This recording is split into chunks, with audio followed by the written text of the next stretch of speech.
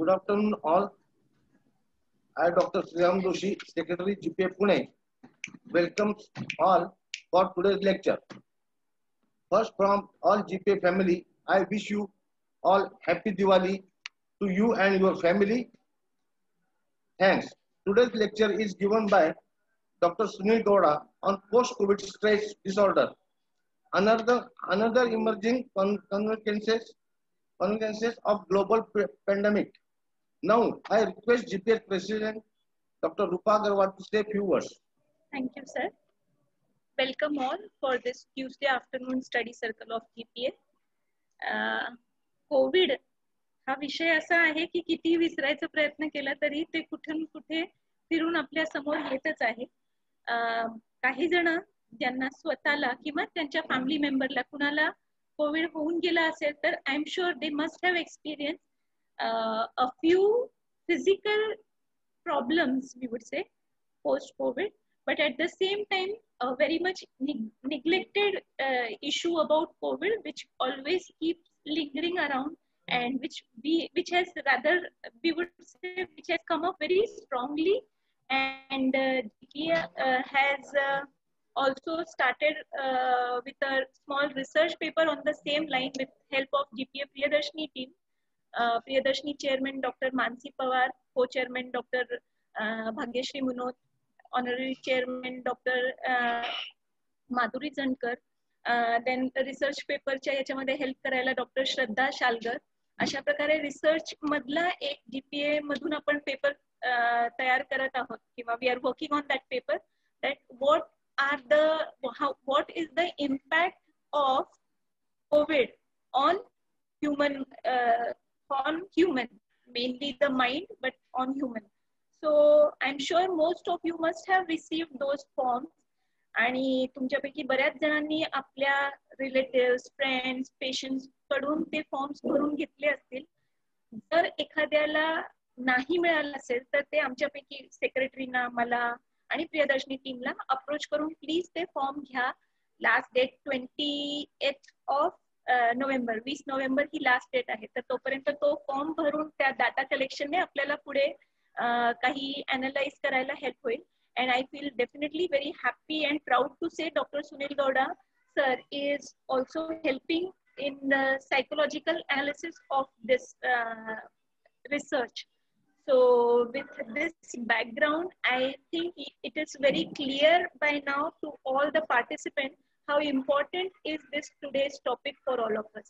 So without any further delay, I request Secretary Dr. Doshi sir to introduce our convener and start with the further proceedings. Ma'am. Now I introduce today's convener, Dr. Vikrant Latte sir.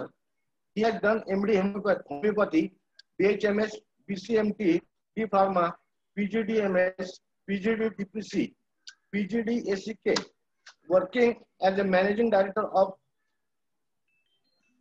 Subish Holistic Wellness Center from last 20 years.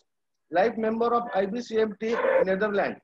Life member of Ozone Forum India. Received Arogya Mitra Award from Sri Ram Trust Nagpur.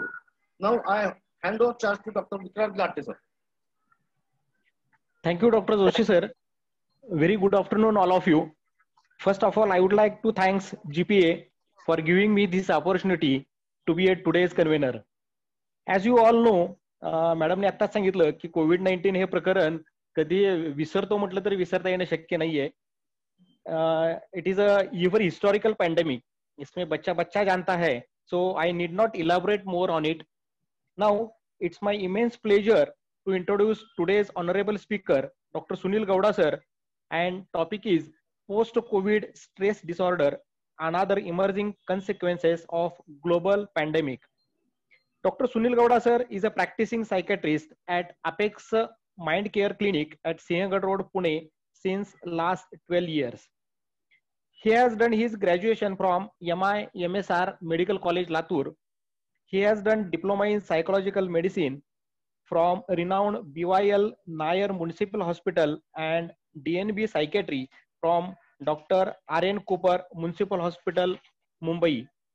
He has worked as a faculty and graduation post-graduation teacher in Department of Psychiatry in SKN Medical College, Pune. He runs a specialty clinic, Sahajivan, that is sex and relationship clinic in Pune last 6 years. He conducts many mental health related awareness program for general population, general practitioners, and other specialty medical field in Pune and Maharashtra. He runs charitable OPD for 2 days in a week at Indian Red Cross Society, Pune. I request all participants to keep their audio and video off during this session for better experience. You may text your question in chat box or ask question after this session. Now I request Dr. Sunil Gowda sir to start with today's lecture on post-COVID stress disorder and other emerging consequences of global pandemic. Sir, please, you can start. Thank you. Thank you very much, Vikrant sir, for giving this nice introduction. Thank you. First, one more thing. Thank you very much, GPA Office Bearer, for giving me this opportunity to interact with all of you, especially Rupa ma'am and Mansi ma'am. की ही संधी दिली की आता मागच्या 7 ते 8 महिन्यापासून continuously दिवस रात्र काम करणाऱ्या सगळ्या कोविड वॉरियर सोबत आणि आपण सगळ्यांनीच काम केलेलं आहे सगळ्यांनी कोविड मध्ये, तर त्यांच्या सगळ्यांसोबत इंटरॅक्ट करायची आणि त्यांच्यासोबत त्यांची काही एक्सपिरियन्सेस असतील, माझी काही एक्सपिरियन्सेस असतील ते शेअर करण्याची अपॉर्च्युनिटी दिली. Thank you very much. Today's definitely topic हा आहे post COVID psychological impact. See basically असं होतं की आपण ना सगळेजण we are very well trained handling in the physical health related issues. आपल्या ग्रॅज्युएशन मध्ये म्हणा, पोस्ट ग्रॅज्युएशन मध्ये we are very well trained educated to handle physical issues. पण जेव्हा सायकोलॉजिकल गोष्ट येते किंवा इमोशनल हेल्थ रिलेटेड गोष्टी येतात तेव्हा आपण तेवढे वेल इक्विप नसतो किंवा आपण तेवढे वेल ट्रेन नसतो किंवा आपल्याला ती ट्रेनिंग मिळालेली नसते. हे सगळ्यांच्या बाबतीतच आहे. म्हणजे अगदी मी माझ्या अंडर ग्रॅज्युएशन बद्दल MBBS बद्दल बोलायला गेलो तर वी युजली हॅव एक 3rd MBBS मध्ये फक्त एक शॉर्ट नोट साठी स्किझोफ्रेनिया किंवा डिप्रेशन या 2 गोष्टींशिवाय कुठलेच अल्टरनेट यायचे ते आणि ऑप्शनल पण असायचं. तर UG मध्ये डेफिनेटली आपल्याला सायकोलॉजिकल ट्रेनिंग म्हणजे सायकोलॉजिकल हेल्थ रिलेटेड असेसमेंट ह्याची ट्रेनिंग होत नाही. तर जेव्हा एखाद्या गोष्टीची ट्रेनिंग होत नाही तर बऱ्याचदा आपल्याकडून काही गोष्टी मिस होतात, लक्षात राहत नाही, पकडल्या जात नाहीत. आणि स्पेसिफिकली जेव्हा आपण health as a complete domain म्हणून विचार करतो, so health is having the 3 main aspects. That is, one is the physical health, second is the emotional or you can say psychological health, and third is the sexual health. We are very concerned about the physical health, but rest 2 healths are definitely ignored knowingly, unknowingly by us.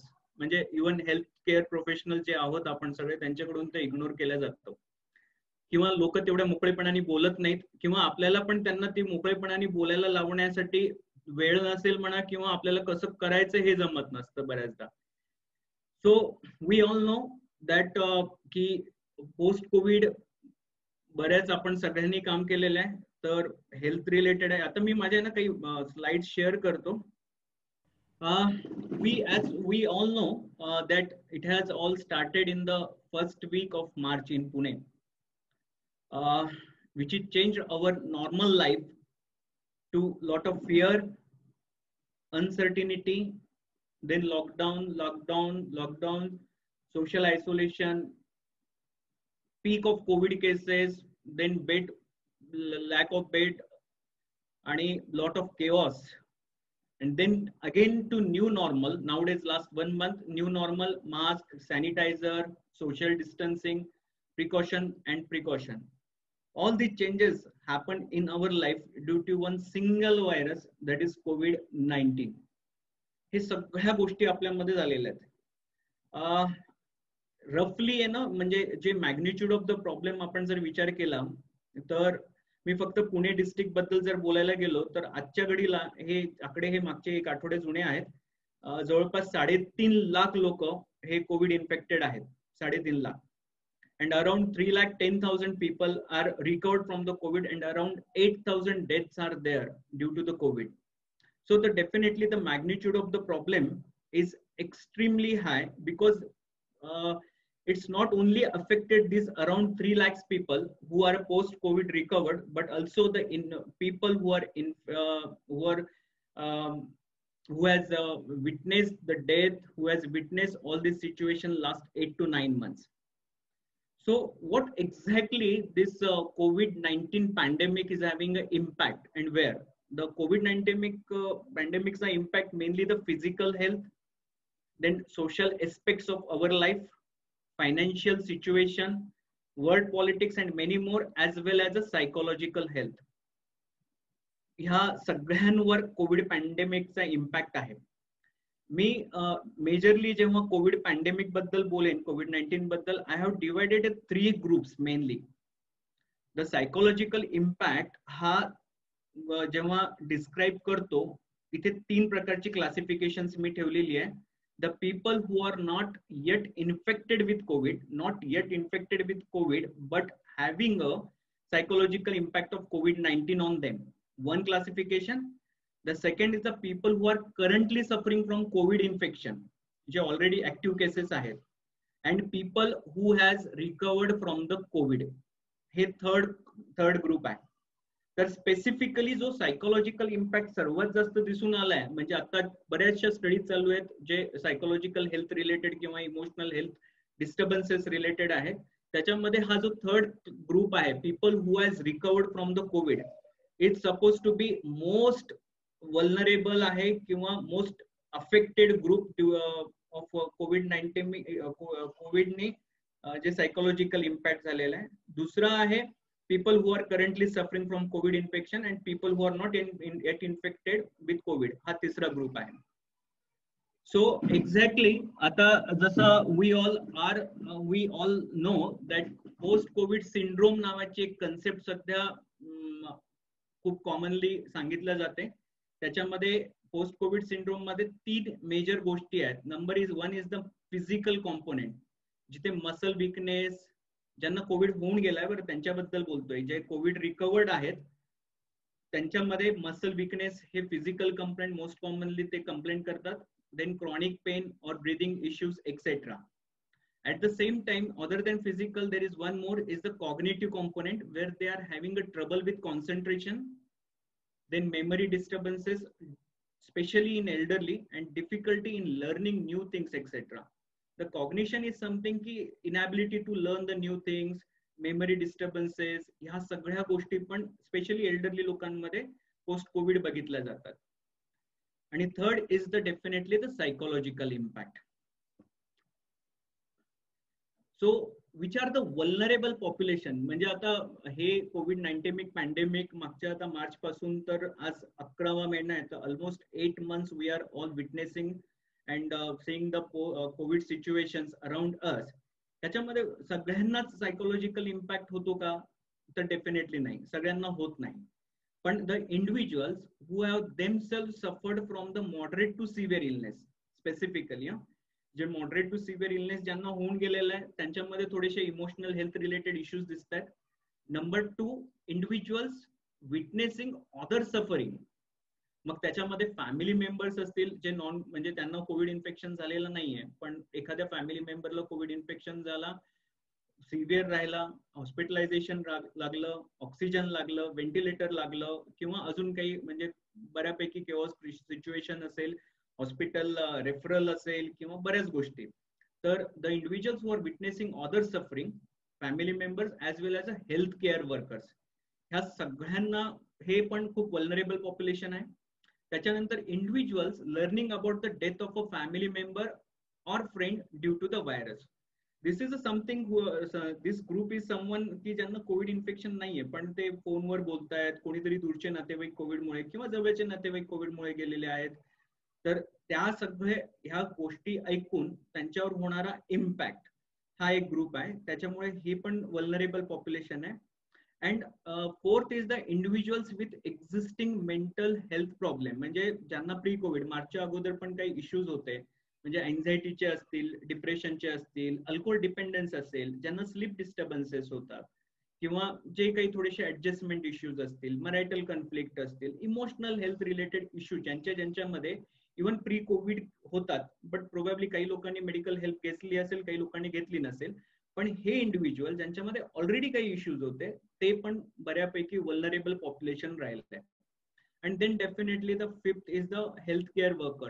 Being a healthcare worker, आपण continuously मागचे 7 ते 8 महिने काम करतोय. त्या 7 ते 8 महिन्यामध्ये सगळ्यांनी बऱ्याच कोविड केसेस बघितल्या आहेत. मग त्यांना रेफर करणं, काउन्सिलिंग करणं, नातेवाईकांची काउन्सिलिंग करणं, बऱ्यापैकी रेफर ठिकाणाहून परत दुसरी ठिकाणी काही क्रिटिकल केअर साठी परत दुसरीकडे रेफर करणं, हे सगळं, किंवा डेथ बघणं किंवा डेथ वर काउन्सिलिंग करणं, हे आपण सगळ्यांनी मागच्या 8 महिन्यापासून केलेलं आहे. सॉरी. तर health care worker is definitely vulnerable population for a emotional and psychological impact of the COVID. Then other contributing factors कुठली राहिली आहेत, म्हणजे कोविड व्हायरस व्यतिरिक्त आणि हे वल्नरेबल पॉप्युलेशन व्यतिरिक्त जो अदर कॉन्ट्रीब्युटिंग फॅक्टर्स राहिली आहेत ते सोशल आयसोलेशन असेल किंवा long quarantine period. The people who suffered from the moderate and severe infection ना, त्यांना कधी कधी काही लोकांना थोडंसं क्वारंटाईन जास्त करावं लागलं. ते क्वारंटाईन पिरियड मध्ये जे काही सोशल आयसोलेशन होतं ते प्रचंडपणाने मानसिक ताणतणाव असतो, त्या व्यक्तीवर असतो, त्या फॅमिलीवर असतो. सोबत the discrimination and stigma attach with the Covid, that is also very important thing. Initially probably we all had that heat. म्हणजे इनिशियली जेव्हा आपण मार्च एप्रिल मध्ये इव्हन आपण सगळ्यांनी ते थोडंसं बघितलंय की डॉक्टर म्हटले आणि हॉस्पिटलमध्ये जातात, कोविड इन्फेक्शन, कोविडचे केसेस बघतात म्हटले की थोडेसे नेबर्स किंवा सोसायटीचे लोक पण थोडेसे स्केप्टिकल व्हायचे आपल्याकडे किंवा थोडेसे सस्पिशियस राहायचे. तर हा डिस्क्रिमिनेशन असेल किंवा अगदी ज्यांना कोविड होऊन गेलेला आहे ती व्यक्ती जर घरी आल्यानंतर बरेचदा सोशल आयसोलेशन राहत नाही, बरेचदा नेबर सोबत लगेच नेबर लोक परत कनेक्ट होत नाही. तर हे discrimination and stigma is one of the factor which really affected the psychological health of that individual. Then unemployment and economic losses, ही पण फार मोठी गोष्ट राहिलेली आहे. म्हणजे ज्या लोक कोविड नी इन्फेक्टेड झाली त्या लोकांचे हॉस्पिटलायझेशन मध्ये राहणं 15 दिवस, 20 दिवस, 21 दिवस, अगदी महिनाभर, तर त्या लोकांचे हॉस्पिटलायझेशनचे एक्सपेंडिचर असेल, ते कोविडमुळे त्यांचे लॉस ऑफ सेव्हिंग्स असेल किंवा ऍब्सेंटीज फ्रॉम द वर्क. तर हे जे अनएम्प्लॉयमेंट झालंय किंवा इकॉनॉमिक लॉसेस जे लोक कोविड इन्फेक्टेड असतील त्यांच्यासाठी असेल, किंवा काही लोकांचे अनएम्प्लॉयमेंट ऑलरेडी शटडाऊन झालेत, बिझनेसेस शटडाऊन झालेत, त्याच्यामुळे अनएम्प्लॉयमेंट झालेलं आहे, तीही काही लोक वल्नरेबल आहेत. Then work from home, increase burden of domestic workload.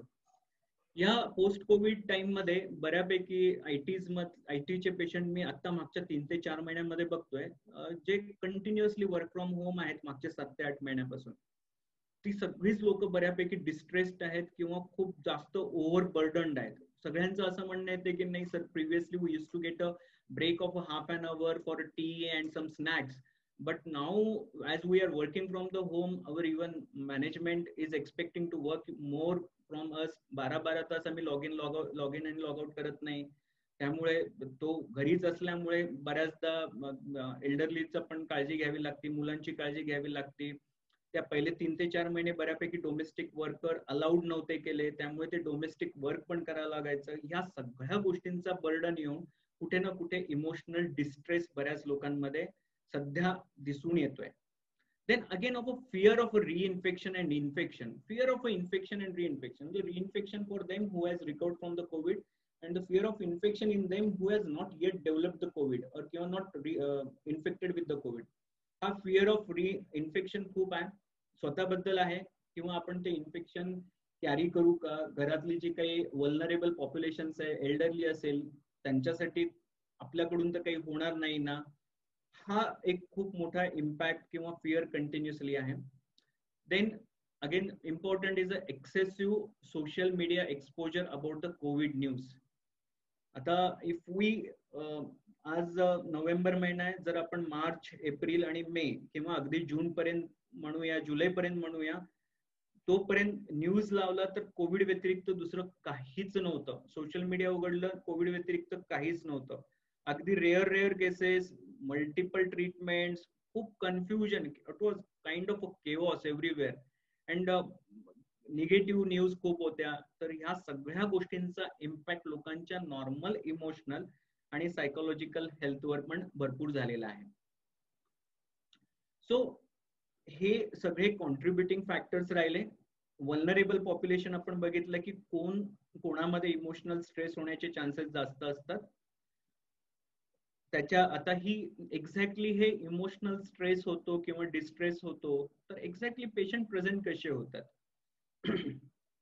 त्याच्यामध्ये जर सायकोलॉजिकल इम्पॅक्ट ऑफ पोस्ट कोविड-19 जर आपण बघितलं तर एन्झायटी सिम्पटम्स नॉर्मली पण आहे ना, मी प्री कोविड पण ओपीडी जेव्हा बघतो तेव्हा 60 to 70% of my total practice is just about the anxiety disorder and adjustment issues and mild to moderate depression kind of a thing. So as I always said, the Indian population is an anxious population. तर anxiety symptoms pre Covid पण होते, पण post Covid किंवा Covid जेव्हापासून सुरू झालं तर anxiety symptoms मध्ये प्रचंड प्रमाणात वाढ झालेली आहे.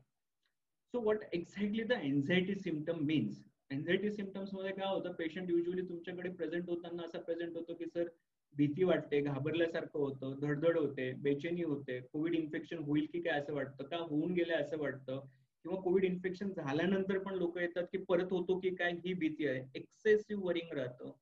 बऱ्याच लोकांना पाल्पिटेशन होतात, डिफिकल्टी इन ब्रीदिंग होतं. आणि डिफिकल्टी इन ब्रीदिंग मध्ये जेव्हा तुम्ही चेक करता पल्स ऑक्स नॉर्मल आहे, चेस्ट क्लिअर आहे, कुठे पण काही पोस्ट कोविड काही लंग पॅथॉलॉजी वाटत नाही, काही सिक्वेली वाटत नाही, but still the patient is complaining about breathlessness and saturation is good. So trust me, it's always about the anxiety symptoms that patient is suffering through. So hey, anxiety symptoms is the most commonly I am seeing even in my OPD की हे symptoms खूप आहेत. त्याच्यानंतर depression and suicidal आयडिएशन्स.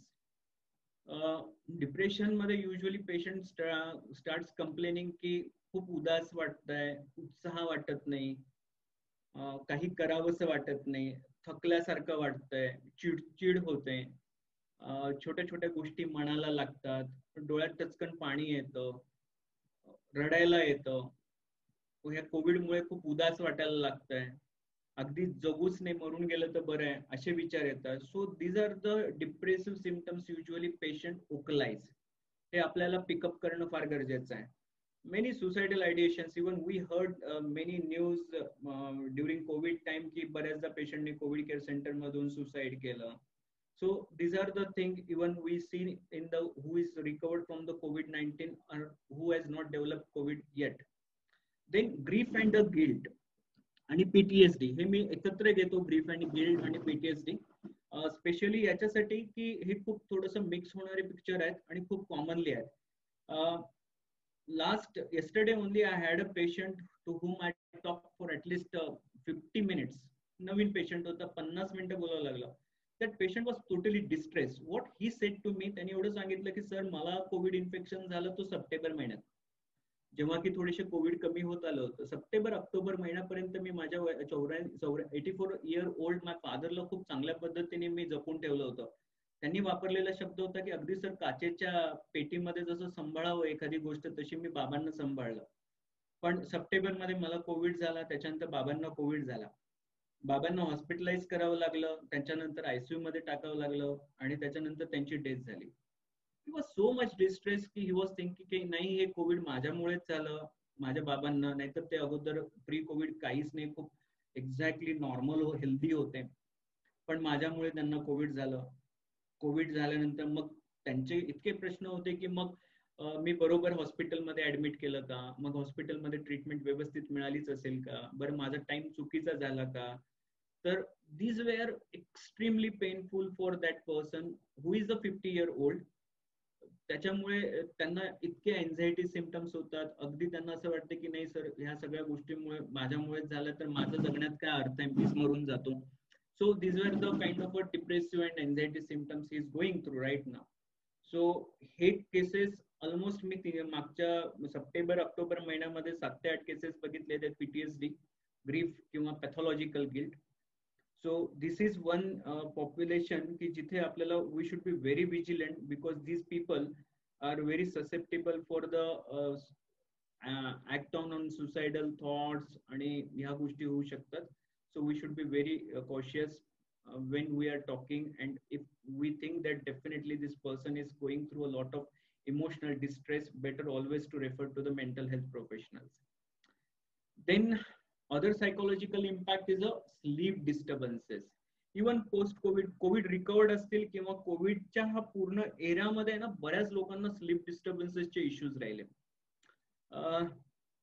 त्याच्यासाठी पण usually काय झालं की बऱ्याचदा आहे ना लोकांचे स्लीपचे इश्यूज पूर्वीपासून काही लोकांचे होते आणि काही लोकांचे लॉकडाऊन नंतर स्लीप इश्यूज सुरू झाले.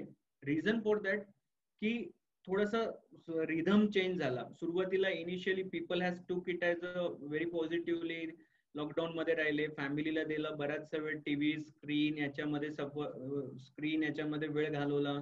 अगदी बऱ्याच लोकांनी वेब सिरीज संपवले. वेब सिरीज संपवत असताना रात्र जागले. सो हे जे काही बरेचसे डिस्टर्बन्सेस आपण स्वतःच क्रिएट केलेले आहेत काही लोकांनी स्लीप डिस्टर्बन्सेस. आणि काही लोकांचे जे स्लीप डिस्टर्बन्सेस आहे हे मेनली एन्झायटी किंवा कोविडच्या बद्दल विचार करण्यामुळे किंवा त्याच्या फिअरमुळे ह्या सगळ्या गोष्टी राहिलेल्या आहेत. So sleep disturbances is something which is commonly seen nowadays in psychiatry OPD. Then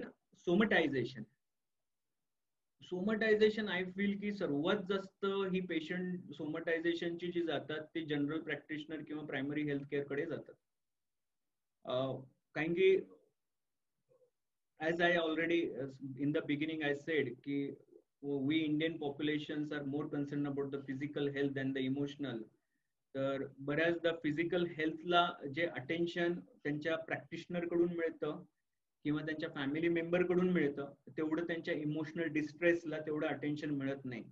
so knowingly unknowingly Indian population learn to express somatic expression of their distress by the physical complaints. So many patients you might be getting in your OPD who is complaining about the headache, unexplained headache. किंवा म्हणजे ते कुठल्याही हेडेकच्या, classical हेडेकच्या किंवा मायग्रेनच्या किंवा अजून tension type of हेडेकच्या किंवा कुठल्याही organic हेडेकच्या definition मध्ये बसत नाही, क्रायटेरियामध्ये सूट होत नाही. किंवा many patients complaining about lethargy after doing all investigation seems to be the normal, blood parameters are normal, vitamin B12, vitamin D3, everything is normal, but the patient still complaining of a lethargy. Then anxiety and insomnia can be the somatic expression of the distress. Trust me, these are the all somatic expression. म्हणजे आणि हे खूप commonly होतं.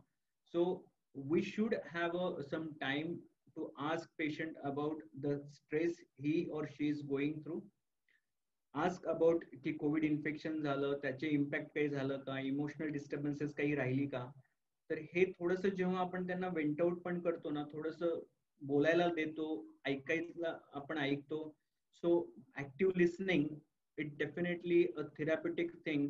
So it definitely help that person or that patient going through this somatization complaints. So these are the psychological impact of the post COVID-19. So आता exactly आता हे सगळे symptoms येणार आहेत, मॅनिफेस्टेशन्स होत आहेत. आता ह्या सगळ्या गोष्टींसाठी आपण how to manage all this things. मला असं वाटतं की most of the patients can be easily managed at the primary म्हणजे जनरल प्रॅक्टिशनर लेवल और फॅमिली फिजिशियन लेवल. ह्याच्यामध्ये फक्त एवढं आहे की अपेक्षित असतं की थोडासा जास्त वेळ पेशंटला मिळाला पाहिजे. तर याच्यामध्ये आपल्याला जी लोक कोविड इन्फेक्टेड झाली आहेत पण आता इमोशनल डिस्ट्रेस आहे किंवा ऑल नॉर्मली इमोशनली डिस्टर्ब चाललेली आहेत त्यांच्यासाठी आपल्याला काही गोष्टी ऍडवाइज करावी लागतात. त्याच्यातली पहिली सर्वात मोस्ट इम्पॉर्टंट गोष्ट आहे limit setting for physical and mental exertion. Specifically the people who has recovered from the COVID-19 त्यांना ही गोष्ट आपल्याला खूप ठासून सांगावी लागते की फिजिकल आणि मेंटल एक्झर्शन एक लिमिटेड लेवल ठेवा, सेटिंग करा, झोपायच्या वेळ फिक्स ठेवा. Then providing scientific and accurate information about the disease. This is one more thing very important. बऱ्याचदा जर आपण सायंटिफिक आणि ॲक्युरेट इन्फॉर्मेशन दिली जे काही अवेलेबल आहे आणि आपल्या करंट नॉलेजला माहित आहे तर बऱ्यापैकी त्यांची एन्झायटी सेटल डाऊन होते. Then dealing with the discrimination has to be discuss. मग असं समजा डिस्क्रिमिनेशन फॉर्च्युनेटली आता मागच्या 3 महिन्यात 4 महिन्यात हा डिस्क्रिमिनेशनचा विषय एवढा येत नाहीये. म्हणजे आता people are very used to listen की they to listen, to meet, to see, to interact with the COVID-19 infected patient. But initially first 3 months it was there. So people who has suffered from COVID first 3 months, March, April, May specifically, त्या लोकांना बऱ्यापैकी डिस्क्रिमिनेशनचा विषय face करावा लागला. पण आता मला असं वाटतं की बऱ्यापैकी सोशल अवेअरनेस आहे, आता डिस्क्रिमिनेशन कमी आहे. Then improving coping style to the stressors. Coping style म्हणजे काय, प्रत्येकाकडे ना एक युनिक डिफेन्स मेकॅनिझम असते to handle with the stress or to handle with the whatever the situation happening in their life. तर आपल्याला ती इंडिव्हिज्युअलची कुठली style of a coping to the stressors आहे हे समजून घेऊन, समजा ती कुठेतरी चुकत असेल तर त्यांना ती चेंज करायला एनकरेज करणं किंवा त्याच्याबद्दल ऍडवाइस करणं हे महत्वाचं राहतं. Then educating about sleep hygiene and lifestyle modification. ज्या लोकांमध्ये स्लीप डिस्टर्बन्सेस होतात त्या लोकांना immediately jumping to writes about some benzodiazepines किंवा कुठले स्लीपिंग पिल देण्यापेक्षा अगोदर त्या लोकांना स्लीप हायजीन बद्दल अवेअर करणं ते फार महत्वाचं असतं. स्लीप हायजीन मध्ये मेनली काही गोष्टी आम्ही ऍडवाइस करतो की स्पेसिफिकली समजा काही लोक जर चहा पितात, कॉफी पितात, CNS स्टिम्युलंट घेतात, त्यांना मी सांगतो की संध्याकाळी 6 नंतर तुम्ही कृपया चहा किंवा कॉफीला जाऊ नका. If you are using tobacco, if you are using alcohol, if you are smoking, then stop doing it after 6. हे एक सेकंड सांगतो जेणेकरून CNS स्टिम्युलंट कमी राहील. त्याच्यानंतर ऍटलिस्ट 1 hour बिफोर तुमचे स्क्रीन टाइम बंद करा. 1 hour बिफोर कुठलाही screen in terms of laptop असेल किंवा मोबाईल असेल किंवा अगदी टीव्ही असेल तर 1 तास तुमच्या झोपण्याच्या टाइमच्या अगोदर 1 तास ते बंद करा. हे स्लीप हायजीन. आणि जर काही लोकांना रात्री ज्यांना हॉट वॉटर शॉवर ज्याला म्हणतो, hot water not warm water, hot water shower, ज्यांना झेपतं, सहन होतं, त्यांनी हॉट वॉटर शॉवर घ्यायला काही हरकत नाही. आणि ज्यांना शॉवर सहन होत नाही त्यांनी ऍटलिस्ट गरम पाण्याने तोंड धुवून घेणं फार गरजेचं आहे. The reason, scientific reason behind that is की मेलाटोनिन नावाचा एक हॉर्मोन असतो जो स्लीप इंड्यूस करतो. तो बऱ्यापैकी थोडासा हॉट वॉटरने स्टिम्युलेट होतो. ऍज वी ऑल नो की एखादं लहान बाळ असेल ज्याला आपण मालिश करतो आणि गरम पाण्याने नाऊ घातल्यानंतर 1-2 झोके दिलं तरी ते बाळ झोपी जातं. Reason for that is a melatonin stimulation. The same principle we use. आज देम की ह्या सगळ्या गोष्टी करा बिफोर स्टार्टिंग द मेडिसिन. याच्यानंतर जरी त्यांना जर स्लीपचे इश्यूज राहिले तर definitely starting medicine for shorter time आणि at the same times modifying many things in their life can be advisable. आता लाईफस्टाईल मॉडिफिकेशन मध्ये मी युजली सहजासहजी 5 लाईफस्टाईल मॉडिफिकेशन सांगतो लोकांना for their better emotional health as well as a psychological health. The number 1 is की at least 6 to 8 hours sleep. त्याच्यानंतर 2 किंवा 3 टाइमाचं जेवण जे तुम्ही नियमितपणे जेवता, फक्त त्यांचे टायमिंग फिक्स ठेवा, टायमिंग चुकू देऊ नका. तिसरी गोष्ट सांगतो की 40 मिनिटाचा वॉक कंपल्सरीली, 40 मिनिटं टू 60 मिनिट्स ब्रिस्क वॉकिंग. त्याच्यानंतर 2 most important thing that is for their emotional health is की दिवसातला 1 तास क्वालिटी टाइम तुम्ही तुमच्या फॅमिली मेंबर सोबत स्पेंड करा. मग ती फॅमिली मेंबर तुमची वाईफ असेल, तुमची मुलं असतील, तुमचे पॅरेंट्स असतील, त्यांच्यासोबत 1 तास. आणि जेव्हा आपण 1 तास क्वालिटी टाइम स्पेंड करतो, there should not be any agenda for a discussion. असं ना, मग कॅज्युअल टाइम असला पाहिजे तो फॅमिली सोबत, जिथे आहे ना फिलिंग ऑफ कनेक्टेड हे फार महत्वाचं आहे. If you feel connected with your family, if you feel connected with your parents, wife and kids, a lot of anxiety subsides. So this is very important.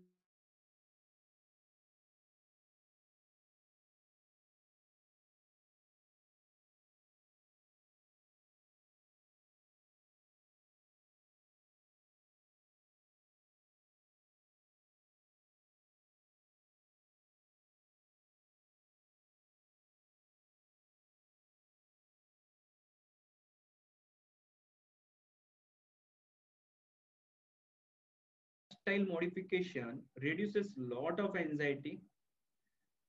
It regulates their sleep. म्हणजे biological rhythms बऱ्यापैकी regulate करतात. आणि करायला लावायला आपल्याला discipline लावणं महत्वाचं आहे त्यांना. तर these are the things. Then समजा द पेशंट जे आपल्याकडे आता ओपीडी ला येत आहेत, COVID-19 इन्फेक्ट रिकवर्ड आहेत, that patient has to be assessed about any emotional sufferings. त्यांना असेस करणं फार गरजेचं आहे. When you assess for their emotional sufferings, listening is the most important. As I already said की active listening works like a therapy. तर ते महत्वाचं आहे. ऐकून झाल्यानंतर फक्त ऐकून घेण्यापर्यंत मर्यादित न राहता, being a health care professional we should validate their symptoms. बऱ्याचदा काय होतं की एखादे पेशंट जेव्हा कंप्लेंट करतात की उदास वाटतं, धडधड होते, घाबरल्यासारखं होतं, झोप येत नाहीये, तर बऱ्याच लोक काय म्हणतात, इव्हन फॅमिली मेंबर म्हणतात किंवा बरेचसे म्हणजे ऍटलीस्ट सिनियर डॉक्टर्स तरी म्हणायचे की हे सगळ्या गोष्टी होत राहतात, हे काही नसतं, असं इतकं टेन्शन घ्यायचं नाही, हे माझ्यासोबतही होतं. दीज आर द थिंग्स ना, की बऱ्याचदा त्यांचे सिम्पटम्स व्हॅलिडेट नाही झालं तर त्यांचा तो इमोशनल डिस्ट्रेस वाढतो. So when you think that the person is complaining about the anxiety symptoms, always validate की देअर सिम्पटम्स, की हो असे होऊ शकतात, एन्झायटी मध्ये असं होऊ शकतं, थोडेसे इमोशनल डिस्ट्रेस मध्ये असं होऊ शकतो, स्ट्रेसर्समुळे अशा सगळ्या गोष्टी होऊ शकतात. That is the most important thing, की व्हॅलिडेट करा their symptoms and educate them about that symptoms. And if needed, always encourage them to seek a professional help. These are the things as a practitioner we can do, definitely. इथे formal counseling on a family physician level, definitely it works because you know their family in and out, you know their social, then educational, demographic, everything you know about that.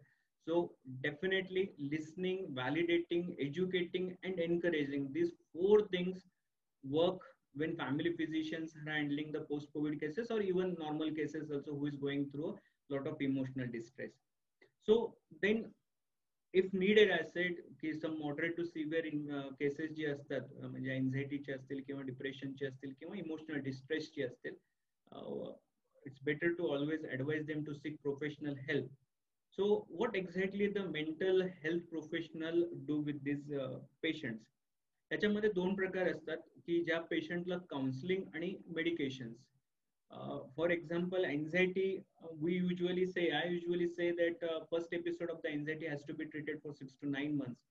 First episode of the depression has to be treated for 6 to 9 months, and then first episode of the psychosis has to be treated for 1 year. So these are the things. किंवा जे adjustment issue आहेत, we treat only for 4 to 6 weeks and then stop the medicines. पण सर्वात महत्वाचा भाग बऱ्याचदा काउन्सिलिंगचा असतो. Counselling मध्ये इथे फॉर्मल काउन्सिलिंग न होता द स्पेसिफिक एक काउन्सिलिंग मॉडेल्स असतात, लाईक अ CBT किंवा REBT. CBTचा अर्थ होतो कॉग्नेटिव्ह बिहेव्हिअरल थेरपी आणि REBTचा अर्थ असतो की रॅशनल इमोटिव्ह बिहेव्हिअरल थेरपी और grief therapy. These are all specialised counselling models. काही पेशंटला CBT सूट होते, काही पेशंटला REBT सूट होते. याच्यामध्ये बेसिकली वेअर वी वर्क की एक बेसिक फंडा आहे. At least when I talk about a CBTचं फंडामेंटल स्ट्रक्चर असं आहे की thoughts gives rise to emotion and emotion gives rise to behaviour. So CBT works to help to change their faulty cognitions to the right cognitions. हे काउन्सिलिंगचे प्रकार आहेत. आणि medication for shorter time if needed, जसं मी म्हटलं की थोडीशी अँटी डिप्रेसंट किंवा anxiolytic medicine for 4 weeks or 6 weeks we should give them to relieve their anxiety or stress. If needed, benzodiazepine, not more than for 4 or 6 weeks. Benzodiazepine has to be get tapered as early as possible, जसं patient respond करतो तसं. तर these are the medications for a shorter time. Mental health care professional म्हणून counselling आणि medications ह्या गोष्टी खूप चांगल्या पद्धतीने वर्कआउट करतात. बऱ्याचदा पेशंट किंवा पेशंटचे रिलेटिव्ह म्हणा किंवा अगदी काही फॅमिली फिजिशियन पण very concern about the medications use for the psychiatry. There are many myths attach with the medications of the psychiatry. म्हणजे मला बरेचसे पेशंट पण म्हणतात की झोपेच्या गोळ्या आहेत का, किंवा बऱ्याच लोकांना असं वाटतं की सायकॅट्रिस्ट फक्त झोपेच्या गोळ्या देतो किंवा ह्या गोळ्या वर्षानुवर्षे घ्यावी लागतात. काही पेशंट मध्ये घ्यावी लागतात. बरं, हे सत्य पण आहे. म्हणजे ऍटलिस्ट जे स्किझोफ्रेनिया आहेत, बायपोलर आहेत, त्यांच्यासाठी ट्रीटमेंट अगदी डायबिटीज आणि ब्लड प्रेशर मध्ये जसं किंवा कुठल्याही अर्थरायटिस मध्ये जशी लॉंगर टाइम साठी घ्यावी लागतात, तसंच ह्या पेशंट मध्ये पण लॉंगर टाइम साठी घ्यावी लागतात, पण dose can be adjusted. The minimal responded dose has to be settle down, म्हणजे ह्या पद्धतीने करता येतं. पण जे पेशंट एन्झायटी मधून आहेत किंवा अॅक्यूट स्ट्रेस रिॲक्शन्स आहेत किंवा ऍडजस्टमेंट इश्यूज आहेत किंवा अगदी माइल्ड मॉडरेट डिप्रेशन आहे, मेजर काही नाही आहे, युनिपोलर डिप्रेशन आहे, त्या पेशंटसाठी मेडिकेशन जास्त दिवस द्यावी लागत नाही आणि ते पेशंट खूप चांगल्या पद्धतीने रिस्पॉन्ड करतात. आणि सर्वात महत्वाची गोष्ट आहे, त्यांची क्वालिटी ऑफ लाईफ चांगल्या पद्धतीने इम्प्रूव्ह होते. So counselling and medication has to be given for patients who is going through the emotional distress. So that is what we discussed आतापर्यंत की सायकोलॉजिकल इम्पॅक्ट होण्यासाठी कुठलं वल्नरेबल पॉप्युलेशन्स आहे, त्याच्यानंतर कुठली जे ऍडिटिव्ह स्ट्रेसर्स आहेत त्याच्याबद्दलही बोललो आपण, त्याच्यानंतर कुठले सायकोलॉजिकल सिम्पटम्स असतात आणि ह्या सगळ्या गोष्टीची ट्रीटमेंट आपण कशी करावी. I personally feel की इमोशनली इंटेलिजंट राहणं when we are working as a healthcare professional, it's very important. Emotionally intelligent म्हणजे when patient talk about a few things ना, 2-3 वाक्यानंतर तिसऱ्या चौथ्या सिम्पटम्स नंतर बऱ्याचदा आपल्याला लक्षात यायला पाहिजे की this is not a very proper physical symptoms. Definitely this is a somatic expression of some emotional distress.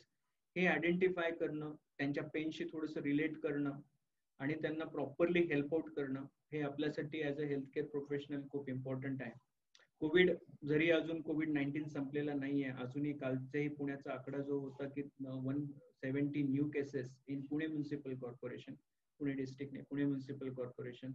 And as the whole world is experiencing, other than म्हणजे western world is mainly experiencing the second wave, and that is also against like a very lethal second wave in Europe as well as America. We should be very cautious.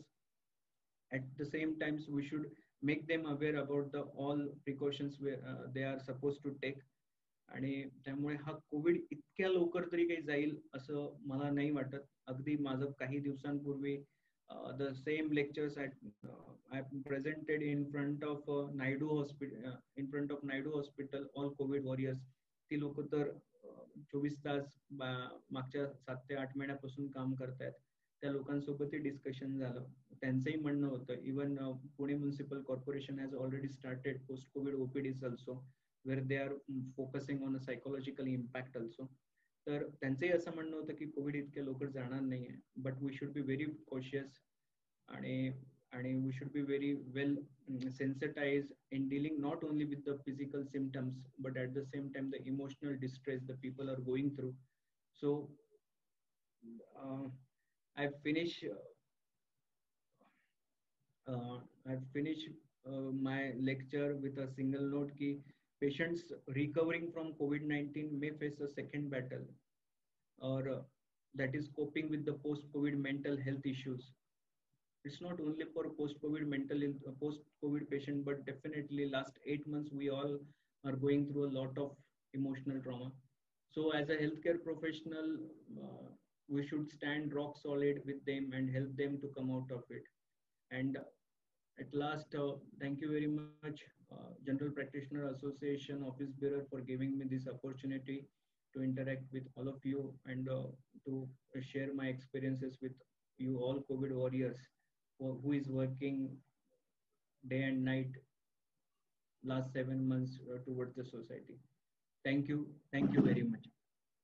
खूप लोकांमध्ये चर्चा आहे की कोविडची दुसरी लाट पुण्यामध्ये साधारण पुढच्या महिन्यात येऊ शकते, त्याबद्दल आपलं ओपिनियन काय आहे सर? बेसिकली कोविड लाट बद्दल मी फारशी काही म्हणजे माझं मी मेंटल हेल्थ प्रोफेशनल असल्यामुळे मी फार काही कोविड मध्ये काम केलेलं नाहीये. बेसिकली मी पोस्ट कोविड जास्त काम केलेलं आहे आणि mainly for the emotional and psychological गोष्टींसाठी. पण what ever I talk with देट, म्हणजे काही नायडूंच्या लोकांशी बोललो, जे लोक डे नाईट काम करतायत, पण त्यांचं असं म्हणणं होतं की लाट येण्याची शक्यता नाकारता येत नाही. एव्हरीबडी इज पॉझिटिव्ह की येऊ नये, पण नोबडी नोज की येईल की नाही. त्यामुळे again COVID is whole of uncertainty. That is what my concern is. इतकं कोविडने अनसर्टिनिटी केली, अनिश्चितता केली. We are not aware not sure की येईल नाही येईल काहीही सांगता येत नाही. पण जसं मी आता ऑगस्ट सप्टेंबर मध्ये माझ्या काही मित्रांना बोलायचो युरोपमध्ये, त्यावेळी तर त्यांचे ऑलमोस्ट त्यांनी स्कूल परत चालू करण्यापर्यंतचा विषय झाला होता, अगदी स्कूल सुरू पण झाल्या होत्या युरोपमध्ये. पण आता मागच्या महिन्याभरात युरोपमध्ये सेकंड वेव्ह आहेत, परत सगळं त्यांच्याकडे बरंच काही शटडाऊन झालेलं आहे. So we are not sure की परत लाट येईल की नाही, but we should ready for that one thing. दोन्ही पद्धतीने, एक तर प्रिकॉशन वाईज पण, आणि मला असं वाटतं की mentally also we should prepare our self as well as a people around us to face that second wave. कारण की एखाद्या गोष्टीची तयारी केल्यानंतर ती गोष्ट समोर आल्यानंतर मॅनेज करायला सोपं जातं, असं मला एक मेंटल हेल्थ प्रोफेशनल असं म्हणून वाटतं.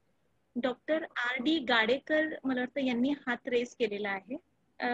गाडेकर सर, तुम्ही तुम्हाला अनम्यूट करून आणि विचारू शकता तुमचा प्रश्न.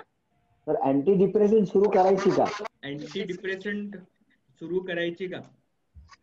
हो. म्हणजे अँटी डिप्रेसंट सुरू करण्याच्या अगोदर डेफिनेटली सर जर सिम्पटम्स मॉडरेट टू सिव्हिअर असतील डिप्रेशनचे तर चालू करायला काहीच हरकत नाहीये. But before starting antidepressant, the patient has to be counseled very well. Why the medicine has started, why the things are happening. Sir, we have 2-3 questions. Yes. One is from Dr. Gundecha. Psychosomatic disorder and somatization of stress are same. So त्यांनी हा प्रश्न विचारलाय की is it basically psychosomatic disorder आणि somatization disorder, these can be, you can say that these are interlinked but can't be the totally same. कारण की psychosomatic आम्ही usually त्यांना म्हणतो ज्यांच्यामध्ये ऑलरेडी फिजिकल कंप्लेंट्स काहीतरी आहे, म्हणजे ब्लड प्रेशर आहे, डायबिटीज आहे, किंवा GI सिम्पटम्स आहेत, किंवा रुमॅटॉइड आर्थरायटिस किंवा क्रॉनिक लॉंग स्टँडिंग इलनेसेस आहेत. तर ह्या पेशंटमध्ये जेव्हा काही इमोशनल डिस्ट्रेस जो असतो आणि तो सोमटाईज होतो, तो मोर ऑफ अ सायकोसोमॅटिक आहे. आणि सोमटायझेशन डिसऑर्डर मध्ये बऱ्याचदा psychological stress not related with the physical complaints but other social किंवा बाकी फॅमिली रिलेटेड इश्यू येतात, ती पेशंट काही सोमटाईज करतात. तर हे दोन थोडेसे वेगळे ग्रुप्स आहेत. म्हणजे according to this is what I am talking about the ICD-10 किंवा DSM-5 चं जे क्लासिफिकेशन आहे सायकोसोमॅटिक आणि सोमटायझेशनचा, त्याच्यावर. ओके. डॉक्टर प्राजक्ता मॅडम विचारलंय how to reduce the anxiety, some tips. Anxiety basically anxiety reduce करण्यासाठी आय सेड की lifestyle modification is the most important thing. म्हणजे ही नॉर्मल एन्झायटी बद्दल बोलायला गेलं तर normal anxiety is a common thing. Everybody we experiences the anxiety किंवा we all have some anxious time in our life.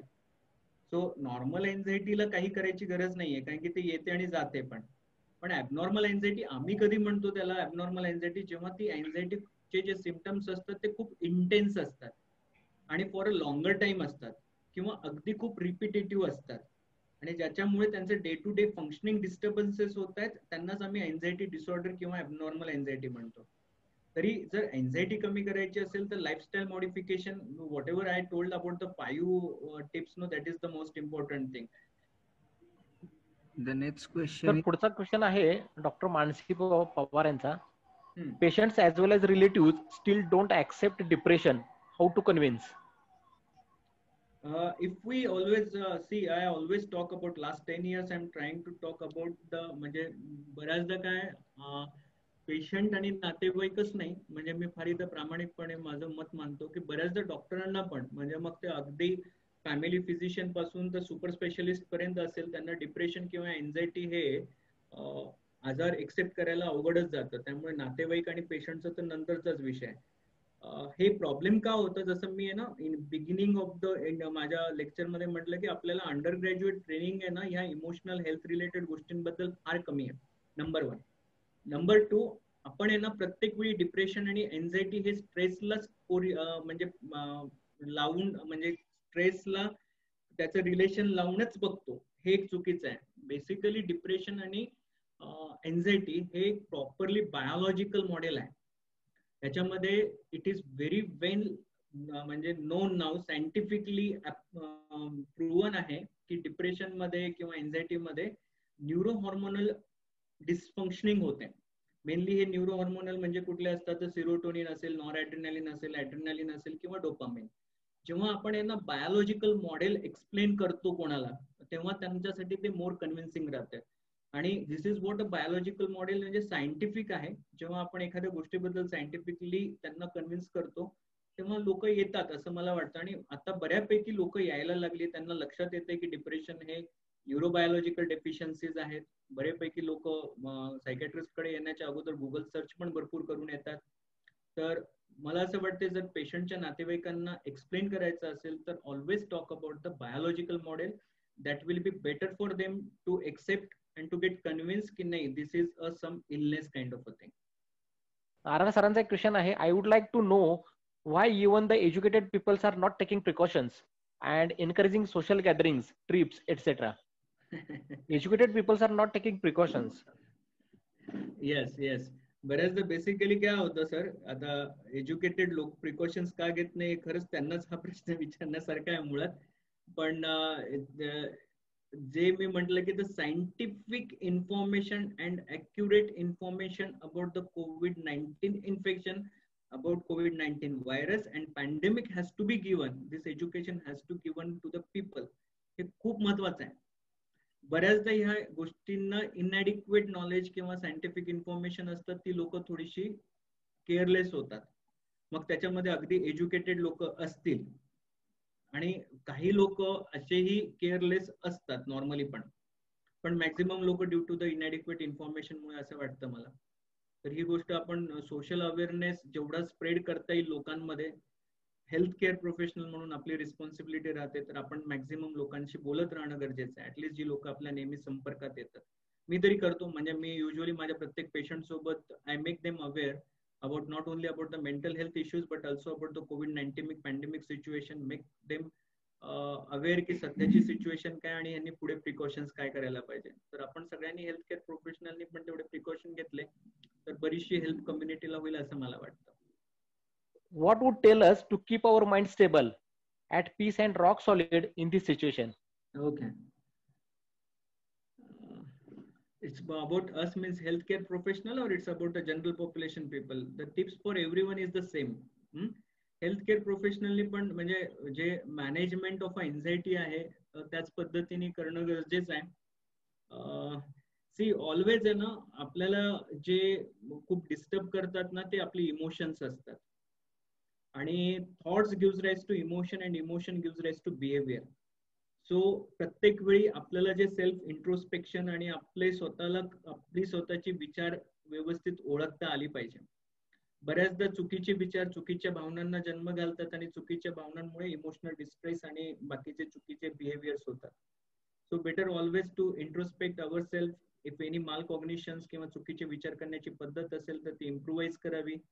सध्याच्या सिच्युएशनला जर COVID-19 पॅन्डेमिक बद्दल जर बोलायचं असेल तर मला असं वाटतं की accurate information, scientific information we should gather about COVID-19. आणि then second thing is the precautions. Definitely we म्हणजे बाकी लोक काय करतात त्याच्या बाजूला ठेवू, जेवढं आपल्याला लोकांना अवेअर करता येईल पण स्वतः सर्वात जास्त मॅक्झिमम प्रिकॉशन्स घेणं ऍटलिस्ट जे ऍडवायझेबल आहे. 3 मेजर गोष्टी जे मास्क, सोशल आयसोलेशन आणि रिपीटेड हँड वॉशिंग, ते आपण रिलिजियसली कॅरी करणं. त्याच्यानंतर spending a good quality time for our self as well as for our family other than hospitals and clinics. ह्या सगळ्या गोष्टी केल्या तर मला असं वाटतं की definitely we stand rock solid to handle all this COVID-19 pandemic induced anxiety and emotional distress. याला जोडून डॉक्टर मानसी पवारांचा एक खूप छान क्वेश्चन आहे. Many peoples are continuously using sanitizers और वॉशिंग हँड्स और other preventive measures. Are they moving towards OCD? नाही, याच्यामध्ये ना म्हणजे ह्या 2 गोष्टींमध्ये फार क्लिअर कट आहे. OCD हा खूप डिस्टर्बिंग आणि हे असतो. याच्यामध्ये ऑब्सेशन जे असतात ते खूप इंट्रुसिव्ह असतात. OCD मध्ये जे ऑब्सेशन म्हणजे थॉट्स येतात, इंट्रुसिव्ह थॉट्स. इंट्रुसिव्ह म्हणजे अचानक येणारी थॉट्स, आणि ते थॉट्स युजलेस आहेत, मिनिंगलेस आहेत हे त्या व्यक्तीला कळतं, पण ते थॉट एवढे इंटेन्स असतात त्याच्यामुळे ते त्याच्यावरची ऍक्शन थांबवू शकत नाही आणि ते कंपल्शन ऑफ हँड वॉशिंग होते. म्हणजे obsession of contamination and then compulsion of a hand washing ही गोष्ट आहे ओसीडीची. आता कोविड टाइम मध्ये आपण सगळेजण दिवसातले कमीत कमी 10-15 वेळा तर नक्कीच हात धुतोय, पण दॅट इज विथ द हे आपल्याला अवेअर, वी आर अवेअर की इट इज अ इम्पॉर्टंट आणि हे करणं गरजेचं आहे. थोडक्यात सांगायचंय तर ऑब्सेशनचे जे थॉट्स असतात ना ओसीडी मधले ते इगो डिस्टोनिक असतात. इगो डिस्टोनिक म्हणजे ते पटत नसतात पण करावं लागतं. पण आताचे जे लोक आपण सगळेजण हात धुतोय किंवा सॅनिटायझर वापरतोय 10 ते 15 किंवा 20 वेळा दिवसातूनही, ते आपल्याला इगो सिंटोनिक आहे. म्हणजे आपल्याला माहिती आहे की हे करणं गरजेचं आहे, तर वी आर रेग्युलरली युझिंग. हा डेफिनेटली काही लोक एक्सेसिव्हली युज करत असतील तर ते एन्झायटी मधून येतं, डेफिनेटली ओसीडी मधून नाही. डॉक्टर मनेश धोबळे यांचा क्वेश्चन आहे, during home quarantine case what to do for anxiety? Yes, very good question sir. During home quarantine बऱ्याचदा एन्झायटी सिम्पटम्स होतात, तर ह्याच्यासाठी आहे ना कंटिन्युअसली मला असं वाटतं की जी एन्झायटी सोशल आयसोलेशन पासून खूप जनरेट होते, दॅट कॅन बी मॅनेजेबल. म्हणजे अगदी माझ्या काही मित्रांचा अनुभव मी इथे शेअर करतो की माझी काही मित्र ही म्हणजे काही 2-3 त्याच्यातले ते होम आयसोलेट झाले होते. त्यांनी काय केलं होतं, जे विंडो असतं, आता प्रत्येकाच्या घरी ही फॅसिलिटी असेल की नाही मला माहित नाही, पण ते always communicated with each other, म्हणजे फॅमिली मेंबर्स ऑलमोस्ट डेली बेसिसवर. तर ते कम्युनिकेट करत राहिले, म्हणजे विंडोतून असेल किंवा व्हिडिओ कॉल्स मधून असेल किंवा फोनवरून असेल. हे एक पहिलं गोष्ट सोशल आयसोलेशन पासून होणारी एन्झायटी मॅनेज करण्यासाठी. आणि डेफिनेटली जी माइल्ड मॉडरेट केसेस आहेत, माइल्ड इन्फेक्शन्स आहेत, त्यांनी त्यांचं जरी ते सोशल आयसोलेशन मध्ये असेल तरी त्यांनी त्यांची ते 14 किंवा 12 ते 10 किंवा 14 दिवसाची जी काही रुटीन आहेत त्यांनी ते डिस्टर्ब होऊ न देणं. म्हणजे झोपायच्या वेळा बरोबर असायला पाहिजे, जेवणाच्या वेळा व्यवस्थित असला पाहिजे, उठल्यानंतर 40 मिनिटाचं थोडंफार जसं त्यांच्या शरीराला कोविड मध्ये असताना एक्सरसाइज झेपेल ते करणं. आणि अगदी काही गोष्टी प्रोएक्टिव्हली करणं, म्हणजे एखादी गोष्ट मूवी बघायला आवडत असेल किंवा एखादं पुस्तक वाचायला आवडत असेल, तर ह्या सगळ्या गोष्टी जे आतून आनंद देतात हॉबीज, त्या गोष्टींवर फोकस करणं, सो दॅट त्यांची एन्झायटी बऱ्यापैकी सबसाइड होईल असं मला वाटतं. आणखी एक क्वेश्चन आहे, many SCW have anxiety for going back to work, even their family members discourage them. What best advice should be given? Yes, हे क्वेश्चन आहे. Many HCWs are little bit anxious और not willing to go back to work. पण हा जो number आहे ना sir, हा फार कमी आहे. फॉर्च्युनेटली हेल्थ केअर वर्कर ही जी कम्युनिटी आहे, मला वाटतं की आपण खूप टॉलरेट आणि खूप जास्त मॅच्युअर आणि इंटेलेक्च्युअल आहोत. अगदी 100 एखाद्या 2 लोकांना परत मला असं वाटतं की कोविड ड्युटी, कारण की आता I can share my experiences. My wife has worked in a covid maternity, म्हणजे सोनोने हॉस्पिटल, पुणे म्युनिसिपल कॉर्पोरेशनचं since March to the till date. But जर if she is comfortable means that person convince properly to the family members about taking the precautions, and if they give a proper scientific information to the family members ची anxiety handle होऊन जाते. जर ती व्यक्ती स्वतः anxious होत असेल, ती व्यक्ती स्वतः कोविड इन्फेक्शनला किंवा रिइन्फेक्शनला किंवा कोविड सिच्युएशनला जर खूप अँक्शियस होत असेल, तर डेफिनेटली फॅमिली मेंबर मध्ये एन्झायटी वाढणार. तर मला असं वाटतं की त्या व्यक्तीने ज्याला परत जॉईन बॅक करायचं आहे त्यांनी कुठलीही एन्झायटी न ठेवता रुटीन ठेवता, आणि कोविड हे काही निघून जाणार नाहीये. कोविड आपल्या आयुष्यात असंच राहणार आहे. आज पॅन्डेमिक आहे, कदाचित उद्या एंडेमिक होईल. ही रियालिटी एक्सेप्ट करत काम जॉईन करणं with all precautions is very important. Thank you so much sir. आता आपण थांबूया की फॅमिली अँक्शियस होतात ना, जेव्हा तो पर्सन अँक्शियस आहे. जर तो हेल्थ केअर वर्कर फार अँक्शियस नसेल आणि तो चांगल्या पद्धतीने कन्व्हिन्स असेल, तर फॅमिली मेंबर्स तेवढं इन्सिस्ट करत नाही.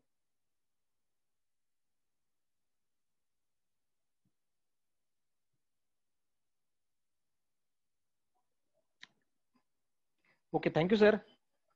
Now I hand over charge to GPA Secretary Dr. Sriram Joshi, sir. Just please, sir. Can I ask one question to all audience? That facility is given to me or not? Yes, of course, sir, it is. Thank you very much. I really want to, because you all are very experienced, regularly working practitioner last 8 months. Can you म्हणजे मी आता बऱ्यापैकी scientific research वाचतो, मी माझे स्वतःचे patient बघतो, बरेचसे माझे 60 ते 70% पेशंट हे ऑलरेडी कोविड इन्फेक्टेड आहेत, रिकवर्ड पण आहेत. तुमचा सगळ्यांचा एक्सपिरियन्स हा जो emotional health related issue, specifically आजचा जो आपल्या डिस्कशनचा टॉपिक आहे, किंवा हे कितपत तुम्हाला तुमच्या प्रॅक्टिस मध्ये दिसतं?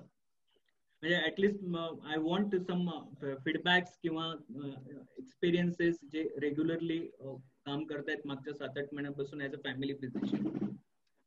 I would request Mansi if you would like to comment. Latte sir, तुम्ही पण तुमच्या एक्सपिरियन्स मधलं सांगितलं तर. सर, यामध्ये मी 2 गोष्टी सांगू शकतो की 2 टोक आहेत. एक टोक असं आहे की ओव्हर कॉशियस आहेत लोक, म्हणजे जरा जरी सर्दी झाली तरी सुद्धा म्हणजे शंका येते मनात, अरे मला काय टेस्ट करणं गरजेचं आहे का? मग आपल्या फॅमिली डॉक्टरना किंवा जवळच्या डॉक्टरना विचारलं जातं, सर्दी होते, गळ्यात माझ्या खवखव होतंय वगैरे, आणि मग टेस्ट मी करू का? जरी नको म्हटलं, काउन्सिलिंग केलं तरी त्याच्या मनातली शंका काही जात नाहीये. दुसरं टोक असं आहे की तो एकदमच बेफिकीर आहे. तुम्ही त्याला कितीही सांगा, तो मास्कही नाही वापरणार किंवा बाकी कुठलेही प्रिकॉशन्स घेणार नाहीत. असं एक जनरली आमच्या प्रॅक्टिसमध्ये आता ह्या गोष्टी जाणवत आहेत. I think Rajeshri Pokharna wants to say something. Dr. Rajeshri, you can unmute yourself and speak. Okay. Anyone else? Mansi? Yes. Thank you very much Gowda sir, पहिल्यांदा की तुमचं लेक्चर छान झालं. तुम्ही विचारलेला प्रश्न अगदीच ऍप्ट आहे. बेसिकली जर माझा पर्सनल एक्सपिरियन्स सांगितलं तर एक खूप जसं लाटे सरांनी सांगितलं, एक खूपच घाबरलेला क्लास येतो की जे अगदीच म्हणजे येरझराच घालत असतात. त्यांचा नंबर येईपर्यंत सुद्धा बाहेर येरझरा घालतात की कधी एकदा मी दाखवतोय, आणि इतक्या प्रमाणात असतं. आणि आत येऊन बसल्यानंतर आपण तपासलं आणि जर त्यांना सांगितलं की तुमचे सिम्पटम्स फार काही वाटत नाहीये, त्या क्षणालाच त्यांची अँझायटी कमी होऊन जाते. आणि मग ते विचारतात, तुम्ही सांगितलं तर आम्ही टेस्ट करतो, तुम्ही नाही सांगितलं तर मग आम्हाला आता गरज नाही वाटत. म्हणजे इतकं त्यांचा थोडा तो विश्वास असतो की एकदा दाखवून घ्यावा, म्हणजे आम्हाला झालंय का नाही झालं ही जर नंतरची गोष्ट, एकदा दाखवलं म्हणजे ते टेन्शन जाईल, अशा प्रकारचा एक क्लास दिसतो. दुसरा एक आहे की जे ज्यांच्या फॅमिली मेंबर्स पैकी कुणाला कोविड झालाय किंवा त्यांच्या मित्रांना किंवा कोणाला झाला असेल तर मग घरातनं अगदी उंबऱ्याबाहेर पण कोणाला न जाऊ देणं, की अजिबात नाही, म्हणजे भीती बाहेर भीती आहे. तर इतक्यापर्यंत लोक बघितले की कचरा ठेवायचा असेल तरी असा लांब हात करून मग ते छडीने बाहेर ठेवायचा, उंबऱ्याच्या बाहेरही नाही जायचं, सारखे हात धुवायचे. म्हणजे बसताना ते त्यातले काही जण जर चुकून क्लिनिकला आले, म्हणजे असे काही पेशंट आहेत की आता सॅनिटायझरचीच बाटली घेऊन येतात, आधी त्या खुर्चीवर मारतात, त्याच्यानंतरच त्या खुर्चीत बसतात. इतक्यापर्यंत एन्झायटी लोकांमध्ये आहे असं दिसत आहे. आणि एस्पेशली म्हातारे आई वडील किंवा ते असतील तर त्यांच्यापासून लांब राहायचा प्रयत्न करणं, कारण आपल्यामुळे त्यांना इन्फेक्शन होऊ नये याची काळजी घेत असताना त्यांना अजिबातच कुठे न जाऊ देणं किंवा असा एक प्रकार दिसतो. आणि दुसरा म्हणजे की आम्हाला टेस्ट करायला लावू नका प्लीज, फक्त औषधच द्या. म्हणजे मग असेल नसेल जे काही असेल तर असंही त्याला औषध नाहीये किंवा असंही टेस्ट करून काय उपयोग आहे, क्वारंटाईन नको, स्टिग्मा नको, अशा क्लासमध्ये खूप होता. जेव्हा केसेस खूप होते तेव्हा ते स्टिग्मा नको, बाकी काही असलं तरी चालेल पण आम्हाला कोविडचं लेबल लागायला नको, त्यामुळे मॅडम फक्त औषधच द्या, असं म्हणणारे एक ग्रुप बघायला मिळाला.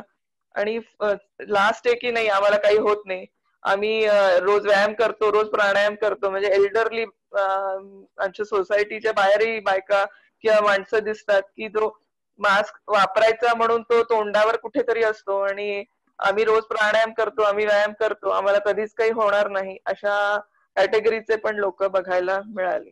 त्यामुळे खरं काय हे म्हणजे कोणाला, आणि त्यातल्याही ह्याच्यामध्ये ज्यांना कोमॉर्बिडिटीज आहेत त्यांनाच झालेलं आहे असंही नाही दिसलं. जे हेल्दी आहेत ते पण त्याला सकम झाले, इवन त्यांचे डेथ झालेले मी बघितले.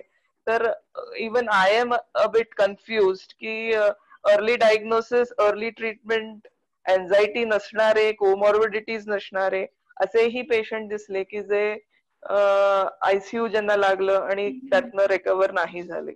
असा माझा एकूण कोविडच्या 7 महिन्यात मी रोजच क्लिनिकला जाते त्यातनं हा एक्सपिरियन्स आहे sir. Thank you. Thank you ma'am. Thank you for your experience sharing. Sir एक छोटासा केस माझ्या क्लिनिकचं लास्ट वीकचं शेअर करते. म्हणजे बाकी हे जसं दोघांनी सांगितलं तशा प्रकारची टोकं तर आहेतच. लास्ट वीक एक around 25-27 year old male, he had come, typical symptoms होते आणि ऍक्च्युली असं क्लिनिकली बऱ्यापैकी वाटत होतं की त्याला कोविडची टेस्टची गरज आहे. आणि त्याचं काम काय करत होतं तर हे जे सर्जिकल जे फार्मावाले असतात त्याचा डिस्ट्रीब्युटरचं काम करत. So by profession also he has that typical history की जिथे एक्सपोजर म्हणजे ही हॅज बीन वर्किंग, तर वर्क सुरू केले म्हटल्यानंतर हिस्ट्री आहे की बऱ्यापैकी एक्सपोजर आहे वेगवेगळ्या ठिकाणी. त्याला मी म्हटलं की मी तुला औषधं देते आणि मी तुला टेस्टची चिठ्ठी लिहून देते, आज उद्यामध्ये जाऊन टेस्ट करून घे. नॉट दॅट की आय सेड की टेस्ट केल्याशिवाय औषधच देणार नाही किंवा असं. तो मी टेस्टचं सांगितल्या तो माझ्याकडून औषधही नको आणि टेस्टची चिठ्ठी नको आणि तो निघूनच म्हणजे हा कॉमन प्रॉब्लेम आहे. हो ना, म्हणजे की औषध तर म्हणजे मी म्हटलं ठीक आहे चिठ्ठी नाही पाहिजे, नको टेस्ट करू, औषधं देते. नको मॅडम मी नंतर दुसऱ्याकडच्या दवाखान्यात बघतो. I was not clear only की नक्की त्याला काय, म्हणजे त्याला वाटलं की मी त्याचं बाबा ही डिनाईड टेस्टिंग असं काहीतरी मी त्याच्या बाबतीत लिहून घेईन. त्या फिअरने होते ही जस्ट लेफ्ट माय क्लिनिक. याच्याबद्दल मी एक बोलतो मॅडम की बेसिकली आहे ना कुठली पण एखादी अनवॉन्टेड गोष्ट असेल किंवा the things which is not expected ना, लोकांच्या एक आहे ना सायकोलॉजिकल रिॲक्शन असतात. आम्ही त्याला आहे ना फेजेस मध्ये डिवाइड केलेलं, म्हणजे कुठली पण एखादी अनप्लेजंट गोष्ट असेल ती कशी एक्सेप्ट करावी. त्याच्यामध्ये ना इनिशियली डिनायल असतं. डिनायल नंतर आहे ना बऱ्याचपैकी